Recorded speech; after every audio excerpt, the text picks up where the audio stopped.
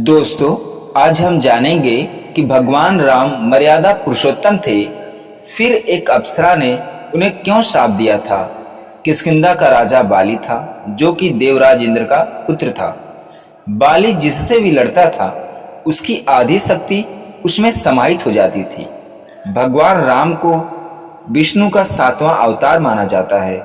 श्री राम के बारे में ऐसा कहा जाता है कि वे मर्यादा पुरुषोत्तम थे, फिर भी उन्हें एक अप्सरा ने श्राप दिया था। यह बात आज भी बहुत कम लोगों को पता होगा कि आखिर उन्हें क्यों होना पड़ा था श्रापित।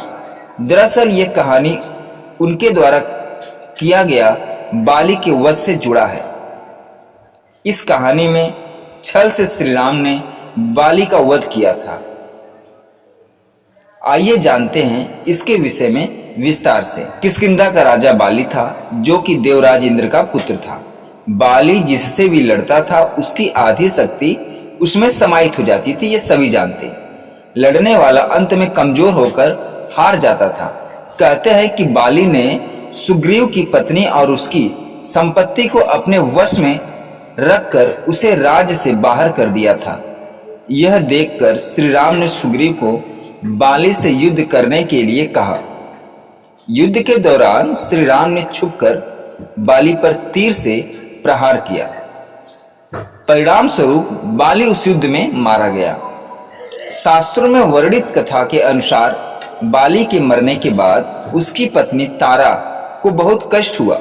बाली छल से मारा गया। यह जानकर तारा ने प्रभु श्री राम को श्राप दिया। श्राप ने तारा ने श्री राम के लिए कहा कि वे सीता को पत्नी रूप में पाने के बाद भी जल्द ही खो देंगे। इसके साथ ही तारा ने यह भी कहा कि अगले जन्म में श्री राम की मृत्यु बाली के हाथों होगी। मान्यता है कि अगले जन्म में श्री राम ने कृष्ण के रूप में जन्म लिया और मृत्यु शिकारी जरा के हाथों हुई। शिकारी जरा के रूप में बाली ने दूसरा जन्म लिया था। बाली ने मरते वक्त भी ये 3 शिक्षाएं दी थी। बाली जब मरने वाला था, उस समय उसने अपने पुत्र को 3 तरह की शिक्षाएं दी। पहली शिक्षा के तौर पर बाली ने अंगद से कहा कि हमेशा देश, काल और परिस्थिति को समझकर काम करना चाहिए। दूसरी शिक्षा बाली ने अंगद को यह दी कि किस व्यक्ति से कहां और कैसे व्यवहार करे, इसका निर्णय सही प्रकार से ले लेना चाहिए। अंत में तीसरी शिक्षा बाली ने अंगद को इस रूप में कहा कि देते हुए कहा कि सुख दुख, पसंद नापसंद को सहन करना चाहिए, साथ ही क्षमा भाव के साथ जीवन व्यतीत करना चाहिए।